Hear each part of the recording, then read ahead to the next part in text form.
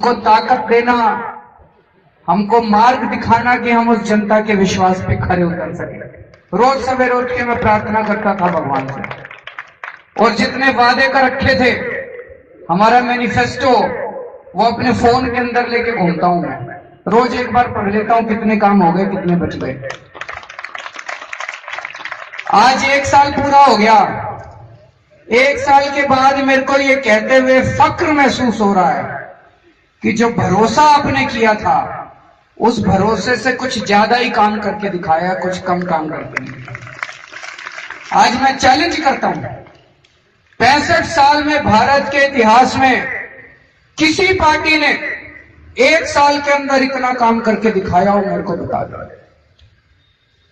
पिछले साल बेमौसम बारिश हुई, कई किसानों की फसलें बर्बाद हुई। मैं गांव-गांव में गया, फसलों का मुआयना करा तो पता चला काफी फसलें बर्बाद हुई थी।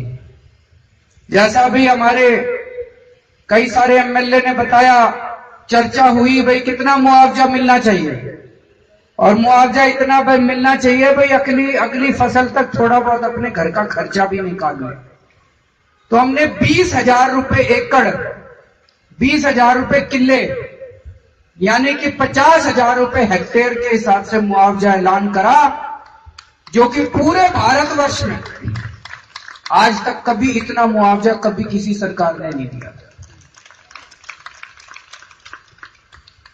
20,000 रुपए एकड़ के हिसाब से मुआवजा दिया, और केवल ऐलान नहीं करा। कई जगह, कई राज्यों में मेरे को पता चला है, आज सरकार ऐलान करती है तो 2 साल के बाद चेक मिलता है। लगभग 90 से 95% दिल्ली के जितने किसान उससे प्रभावित थे, सब लोगों को चेक मिल भी चुका। मिल चुका कि नहीं मिल चुका? सबको चेक मिल चुका। ये बता रहे हैं हरियाणा में किसी किसान को चेक मिला 500 रुपए का, और ये भी बाउंस हो गया।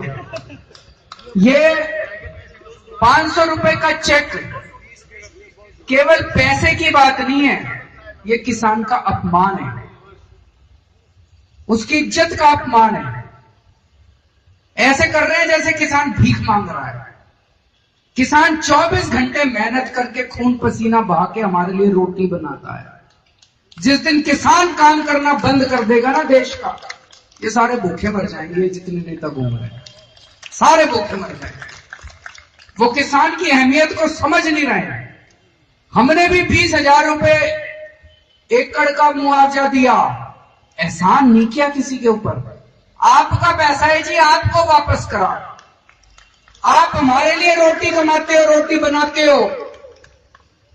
कल को जब आपको मुसीबत आएगी तो सरकार की जिम्मेदारी है आपका ख्याल रखना।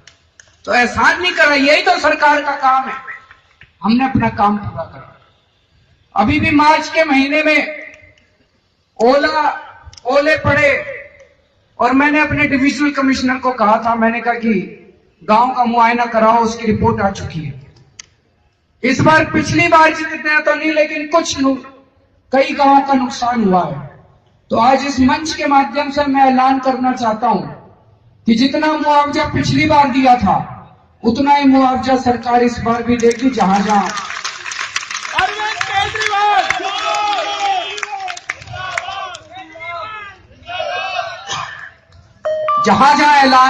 जहां नुकसान हुआ है। दूसरी बात, हम तो आंदोलनकारी हैं जी, आंदोलन किया करते थे। ये तो ऊपर वाले को पता नहीं क्या सूझी, यहां पे इस कुर्सी पे बिठा दिया। आंदोलन, किसानों के साथ बहुत आंदोलन किए हैं। जब उनका भूमि अधिग्रहण होता था तो उनको कौड़ियों के भाव सरकार उनकी जमीन ले लिया करती थी और बड़े बड़े बिल्डरों को दे दिया करती थी। दिल्ली में भी 53 लाख रुपए एकड़ के हिसाब से जमीन लिया करती थी सरकार।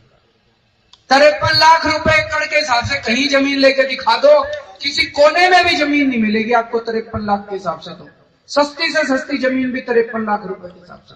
तो यहाँ दिल्ली के किसान बड़े दुखी थे, नाराज थे, गुस्से में थे सरकार से। कई धरने प्रदर्शन हुए थे, मैंने खुद उन धरने प्रदर्शनों में गया था। तो जब सरकार बनी तो सिरसपुर गांव के लोग आए, बोले जी आपने कहा था, आप हमारे धरनों में भी आया करते थे, आपने कहा था अब आप दिलवाओ। तो हमने ऑर्डर पास कर दिए और उनका मुआवजा 53 लाख रुपए एकड़ से बढ़ा के 3 करोड़ रुपए 7 लाख प्रति किले कर दिया। 3 करोड़ 6 गुना कर दिया, 6 गुना। कभी जब वो, उनको भी इतनी उम्मीद नहीं थी, जितने धरने प्रदर्शन कोई सरकार 53 लाख है ना, कोई सरकार कहेगी अच्छा 10% ज्यादा कर देंगे, अच्छा 20% ज्यादा, 600% ज्यादा आज तक तो मेरे को नहीं लगता भारत में 600%, 6 गुना कर दिया जाए। तो 3 करोड़ रुपए 7 लाख, 3 करोड़ 7 लाख रुपए प्रति एकड़ हमने ऑर्डर पास कर दिए कि भाई इतना होएगा। तो भारतीय जनता पार्टी को तकलीफ हुई, उन्होंने फोन करा एलजी साहब को, भाई कुछ करो, रोको इसको। तो एलजी साहब ने आदेश पारित कर दिया। बड़ी मुश्किल हुई है मेरे को, मैं आपको यह बताना चाहता हूं कि कितना संघर्ष करना पड़ा मेरे को ये पैसे बढ़वाने के लिए आपके जमीन के।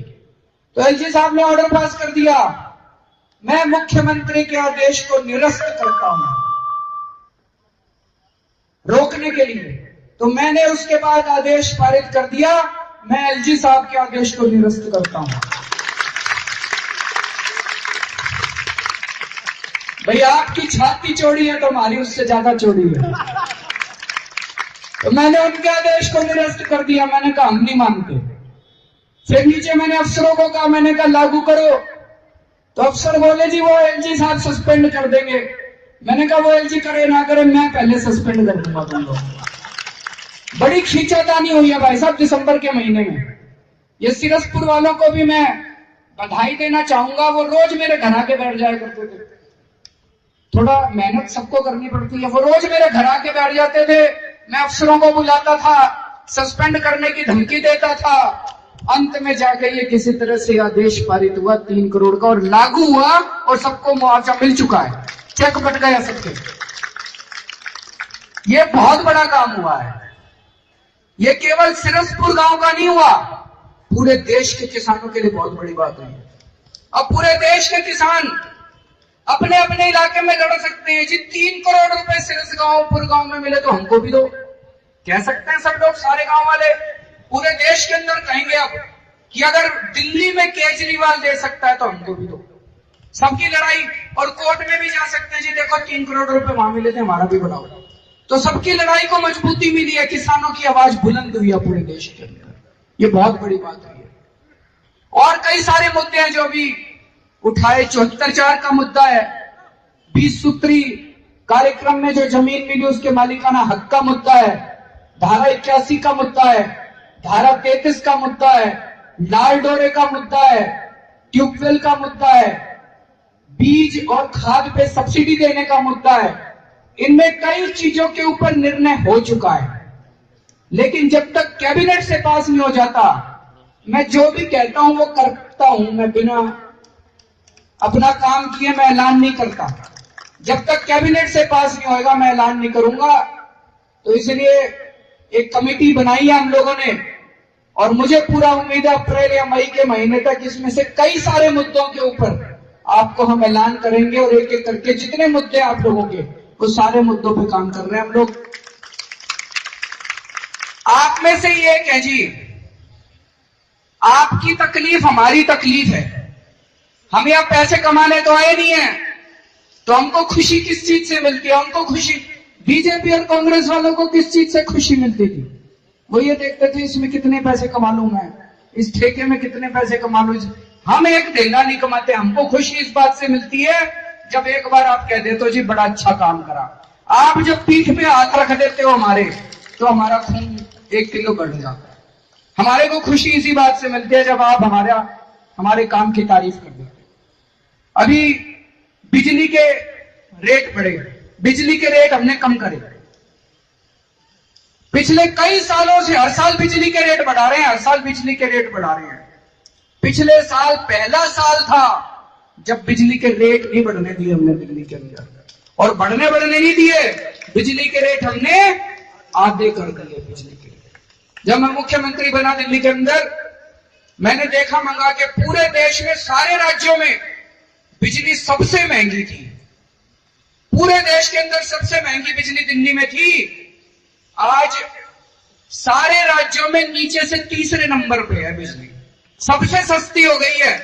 हमसे ज्यादा सस्ती बस हिमाचल प्रदेश के अंदर है, वो बिजली खुद ही बनाते हैं, उनके पास कई सारी नदियां हैं।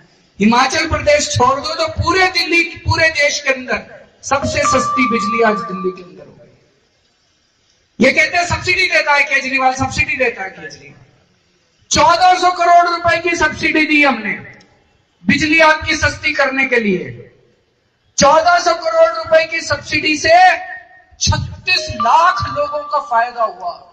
दिल्ली में 36 लाख लोगों के बिजली के कनेक्शन, उनको सबको बिजली की सब्सिडी का फायदा हुआ, सबके बिजली के रेट आधे हो गए। और केंद्र सरकार क्या करती है, मोदी जी क्या करते हैं, एक विजय माल्या को 9,000 करोड़ रुपए दे दिया और भगा दिया भारत से। वो एक आदमी को 9,000 करोड़ रुपए देते हैं, एक आदमी को 9,000 करोड़ की सब्सिडी देते हैं। हम 36 लाख लोगों को 1400 करोड़ की सब्सिडी देते हो, 36 लाख लोगों को। ये दो मॉडल ऑफ डेवलपमेंट है, विकास के दो मॉडल है। पानी के ऊपर अभी मैं सनोद गांव में गया था, बड़े खुश थे लोग, बोले जी हमने जिंदगी में नहीं सोचा था हमारे गांव में पानी आ जाएगा। वहां भी बड़ा अच्छा, एक दिन बवाना ट्रीटमेंट प्लांट का उद्घाटन हो रहा था।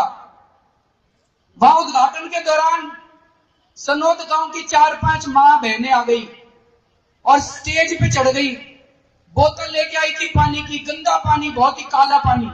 बोला केजरीवाल जी ये पानी आ रहा है हमारे गांव में, ये जो आपने ट्रीटमेंट प्लांट का आज उद्घाटन करा है, इससे हमारे गांव में भी पानी पहुंचाओ।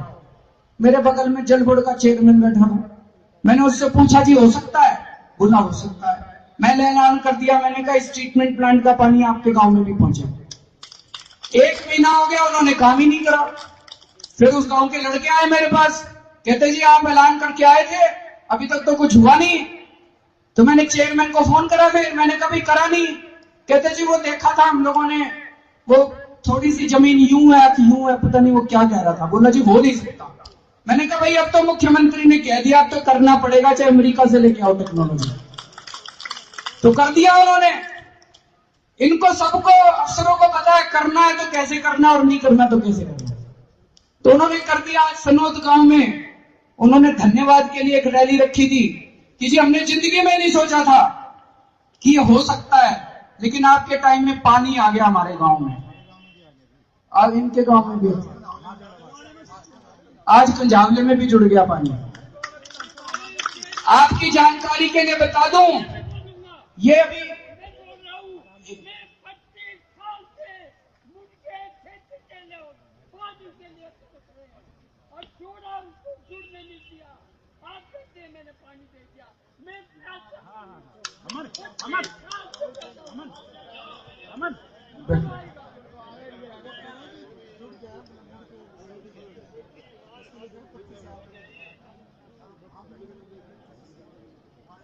पिछले 1 साल के अंदर दिल्ली की 263 कॉलोनियों में, ये हमारे लिए शर्म की बात थी। दिल्ली देश की राजधानी है और दिल्ली के अंदर भी लोगों के घरों में टूटी से पानी नहीं आया करता था, टैंकरों से पानी लेते थे, पानी खरीदना पड़ता था। देश की राजधानी है, फिर भी ऐसा हाल था। पिछले 1 साल में जब से हमारी सरकार आई है, दिल्ली की 263 कॉलोनियों के अंदर पाइपलाइन से पानी पहुंचा दिया।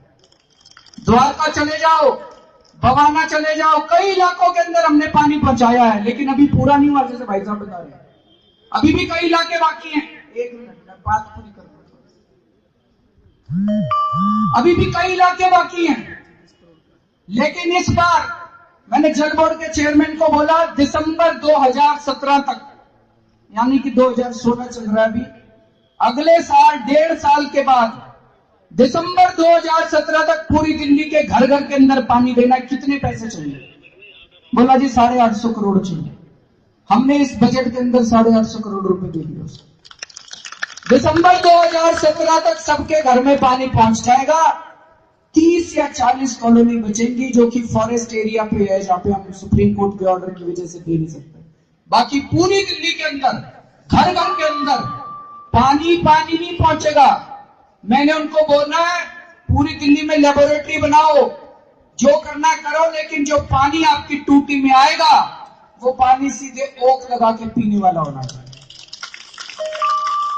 मेरे को याद है जब बचपन में हम होते थे, कोई कहां फिल्टर होता था जी, कहां आरो, ये तो अभी आ गए सारे। बोतल कहां होती थी, बोतलों में पानी सीधे टूटी में से पानी आता था, टूटी में से पानी पिया करते थे, ओक लगा के पिया करते थे। अब ये सारा इन्होंने गोरख धंधा बना रखा, बोतल वालों ने, आरओ वालों ने, फिल्टर वालों ने। तो हमने जल बोर्ड को बोला है दिसंबर 2017 तक जो पानी टूटी में लोगों के घरों में आना चाहिए, कोई आरओ की जरूरत नहीं होनी चाहिए, कोई फिल्टर की जरूरत नहीं, कोई पानी की बोतलों की जरूरत नहीं, सीधे पानी आप